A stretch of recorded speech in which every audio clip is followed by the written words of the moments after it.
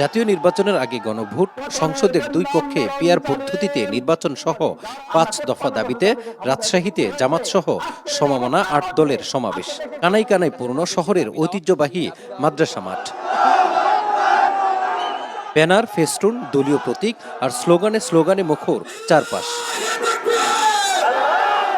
সমাবেশে ৮ দলের নেতারা বলেন, কোনো টালবাহানা ছাড়াই সরকারকে ৫ দফা দাবি মানতে হবে। নির্বাচনের আগেই হতে হবে ফ্যাসিস্ট ও তার দোসরদের বিচার। জাতীয় নির্বাচনের পূর্বে গণভোটের আয়োজন করুন।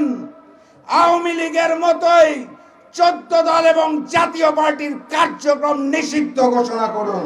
অন্যদিকে জামাতের অভিযোগ, একটি দলের প্ররোচনায় গণভোট ও জাতীয় নির্বাচন একই দিনে করার সিদ্ধান্ত নিয়েছে অন্তর্বর্তী সরকার। এতে সুষ্ঠু ভোট নিয়েও সংশয় তাদের। নির্বাচনের ডেট শিডিউল করলেও সেই নির্বাচন সুষ্ঠু এবং নিরপেক্ষ হবে কিনা এই প্রশ্ন জাতির সামনে দেখা দিয়েছে। পরে প্রধান অতিথির বক্তব্যে জামাতের সিনিয়র নায়েবে আমির জানান, আগামীর সংসদ হবে চাঁদাবাজ মুক্ত। ২০১৮ সালে ২০২৪ সালে এগুলো কি নির্বাচন হয়েছে? এই সমস্ত নির্বাচন যাতে আর না হতে পারে। ৮ দলের জনপ্রিয়তা দিন দিন বাড়ছে জানিয়ে নেতারা বলেন, শিগগিরই তাদের সঙ্গে আরও কিছু দল সামিল হবে। ৫ দফা দাবি আদায়ে ঢাকার পর রাজশাহীতে প্রথম সমাবেশ করলো জামাত সহ ৮ দল।